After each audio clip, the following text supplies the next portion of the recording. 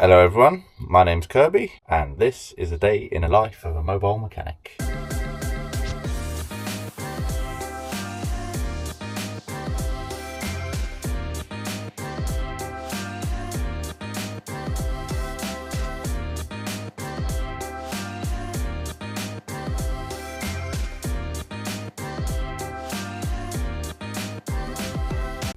Right, first up we've got this little Seat Ibiza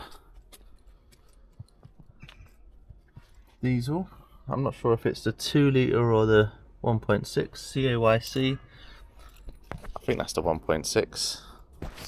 But apparently we've got a knocking noise as you start it, and it lasts about 20 seconds and then goes away. And then if she puts it into reverse, it makes a knocking noise, but other than that it doesn't make a knocking noise. So let's start it up and see.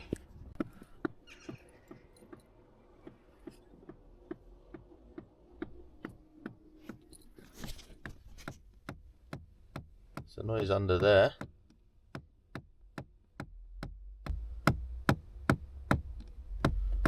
Then it stopped.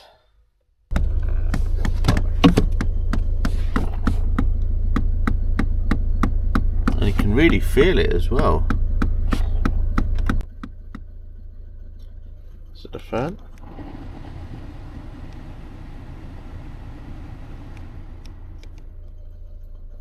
If I come under here,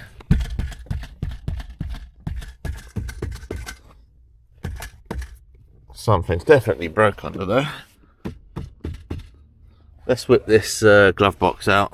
Right, glove box is out. The fan, but if I turn it on, it does turn on.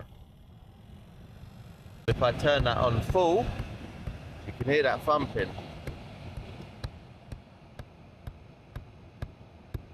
Oh, you can just see that back there actually. Right, so what that does there is operate this flap back here. And that's the reset button. So if I press that, you can see them cogs moving, but they just get stuck. It still opens, as you can see, but there is just a broken cog on that mechanism there. Right, that's a nice easy one to start with. That's what we like. If you're new to this channel, welcome. Like I said, my name's Kirby. I'm a mobile mechanic. That's my bread and butter. It's not a how-to page. It's just me vlogging my day. Sometimes I'll show you more in-depth videos. Sometimes I'll just be like, here's this job done. This is what I'm doing. And I've also got a few projects on the go. So yeah, have a look at some of those videos. And I'm also got a used car sales business with a friend. So yeah, a bit of a variety on this channel. I hope you like it. And I just want to do a little experiment. So if everybody watching this video presses the like button, because I can see in my analytics page how many people view the page or whatever. If you just like this, I want to see if it gets pushed out to more people that might like this sort of content. Yeah, so let's see you in the next job. Right, next job, and we've got a broken coil spring, and you can see where it has snapped. It's been rubbing up against the wheel. The tyre's still inflated, so I think luckily it's just going to be cosmetic. But yeah, we've got a new spring and top mount to go in. I don't know how I'm going to do it. Might just take everything off.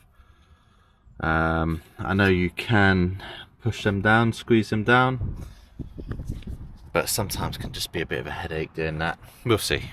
Right, I've got to this position. I just took everything off. It took 2 minutes, literally.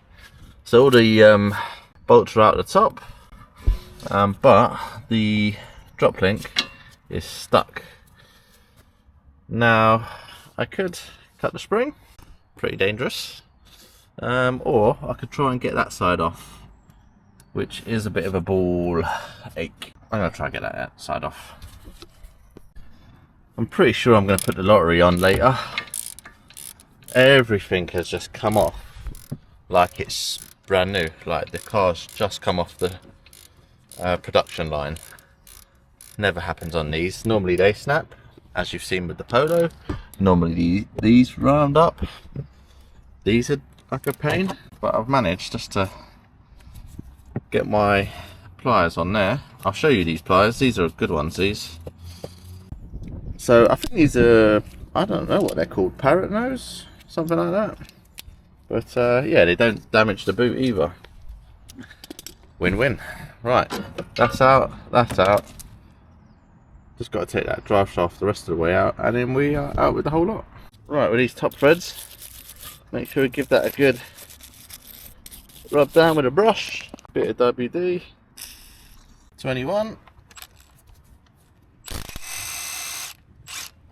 Right, that's just spinning. Now very lightly. That is very light. You can see how loose that is. There we go. No damage to the shock. Replacing that anyway. We might have to cut that anyway, that spring. That is on there. Anyway, where should we cut it? Let's cut it. Cut it there.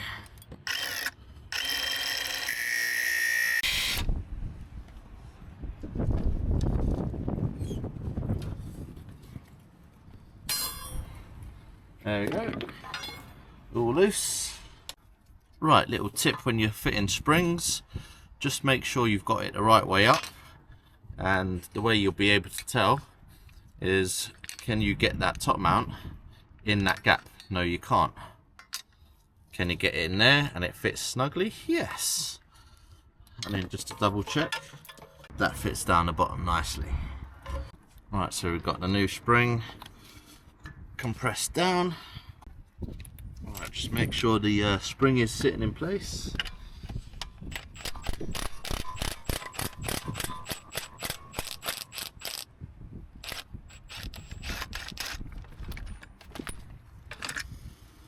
Just like that. Job done. And just like that, it's starting to bloody rain. It's hot a second ago. Whew.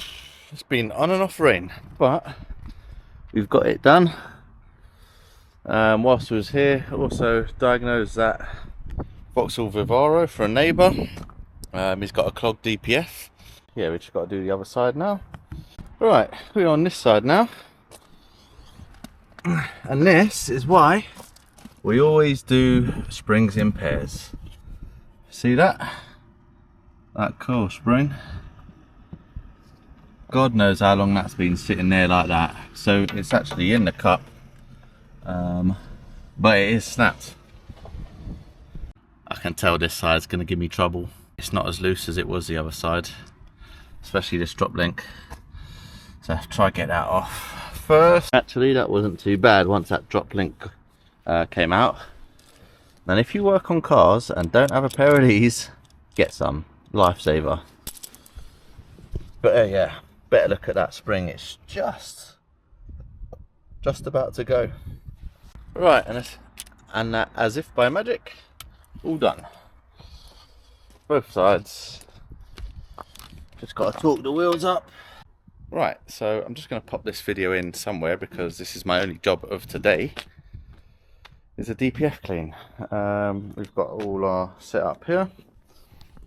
We're just going into the DPF here. That pipe runs round to that top one up there. Right, we're just building up a bit of pressure. Got a T, and then once that's built up a bit of pressure, we'll start pumping some of this DPF fluid in.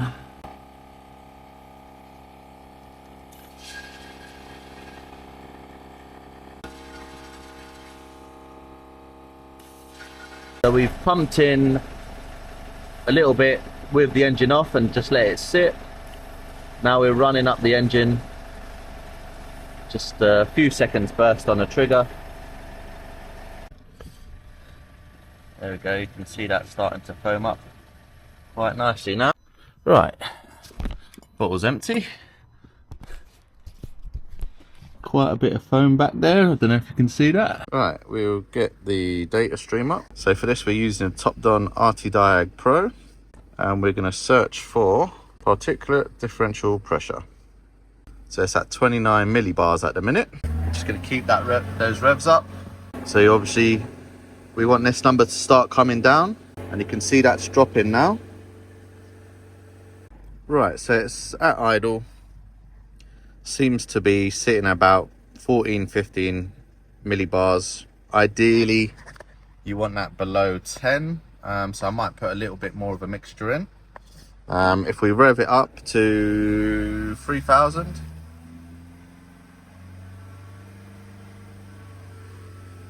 it's sitting about 80, 70, 75. So I want to try and get that down as well to about maybe 50. So yeah, might put another little bit of cleaning fluid through there. We're looking better. That's what we want. And this is at idle. Just below 10. We're going to give it a little bit longer. And now you can see we're just hovering down at that 5 millibars. Right, and that is one DPF clean all done. So those DPF pressures have come right down now, and emission lights are off. It has got a warning in there for oil dilution, and I do think it's been a year since he's had an oil change. I thought it was in November, but I think it's been a year, so we'll have to come back, do an oil change, because yeah, sometimes after doing a DPF clean you have to change the oil out as well. So yeah, anyway, hope you enjoyed that, and we'll see you on the next one. Right, we are back on this Honda Civic. He's had a little fight with a ditch and lost. So we've got a drive shaft that's come out, ball joint that's come off the lower arm, anti-roll bar link. You can see the drive shaft boot still in there. Track rod end, slack and banana. Everything else looks straight. Needs a tyre, but apart from that I think we should be okay. So we're going to start getting this all stripped down.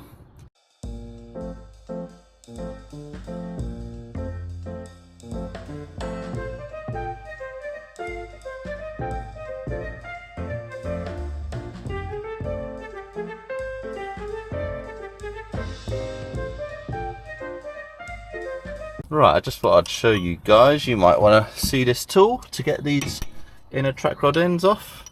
Just a little thing here that goes around it, that goes in there, and then it locks on to the inner part like that. Just get your ratchet on there,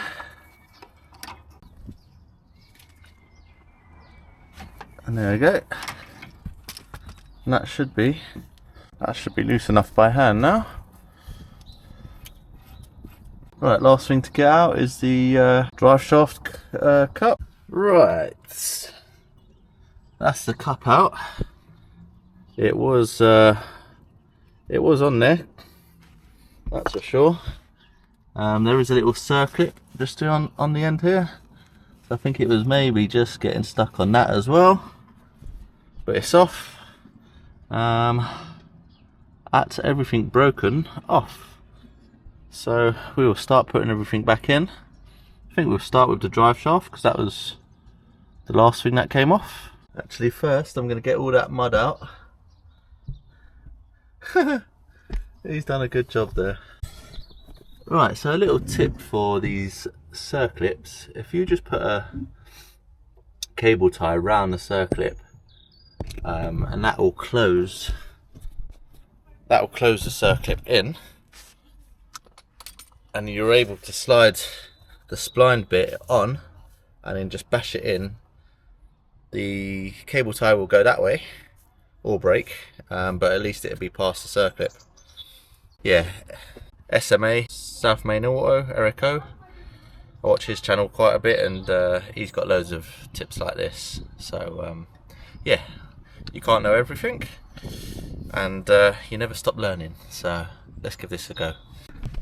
Right, I don't know if you can see that. Try and zoom in. So that is on there now, past that circlip, and we just got to cut away the cable tie. Right, there we go. Everything's back on. Well, I've just got to do the drop link, and then that should be it. Put this under tray back on. I've tried to get the wheels as straight as possible, so if you sort of see the wheel there, and then just see that might need a bit of towing out, we'll see.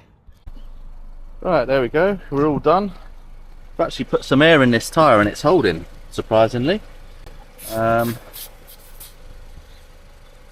if you look at the wheel and there, I'd say we're not too far off. So just running it up, it's got a flat battery for a quick spin up the road, and that'll be job done. I think I've got that tracking pretty much spot on, to be fair. It's driving nice and straight. Right, we're getting started now on this Honda.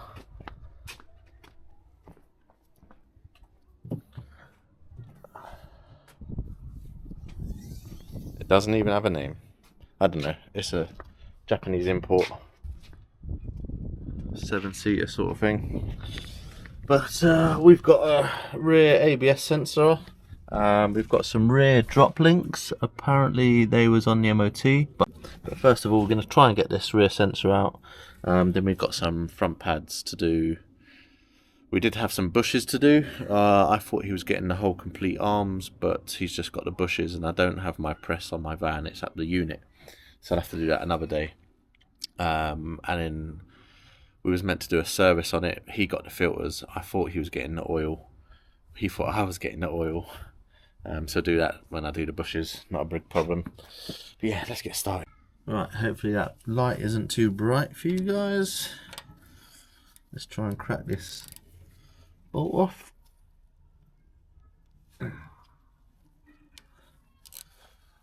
So far so good. That's coming out. It's always a good start. Right, the next bit will be if that... Oh, look at that.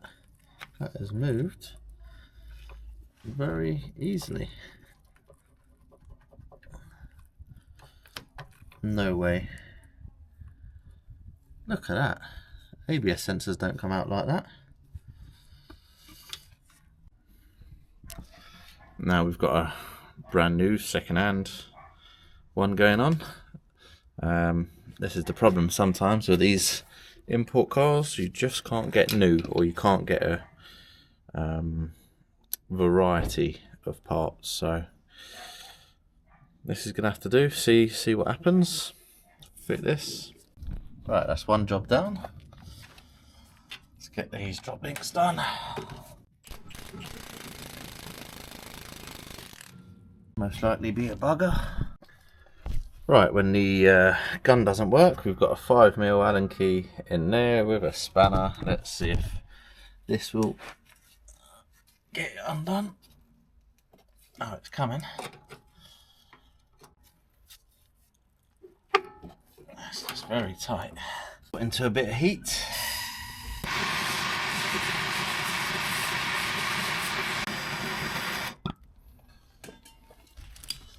Let's get those on there.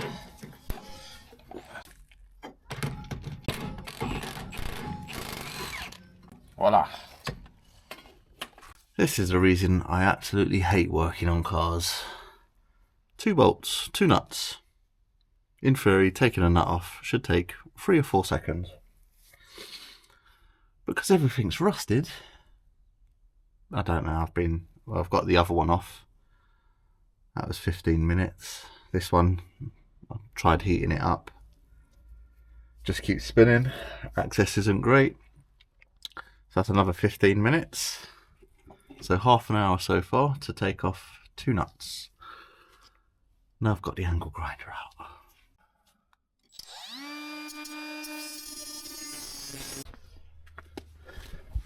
make it make sense. This one come off, no problem at all. So get a new one on there, and then we'll move on to the front brakes.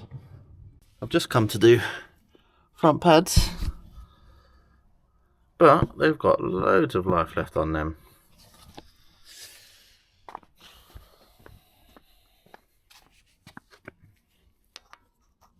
And this side, just having a look.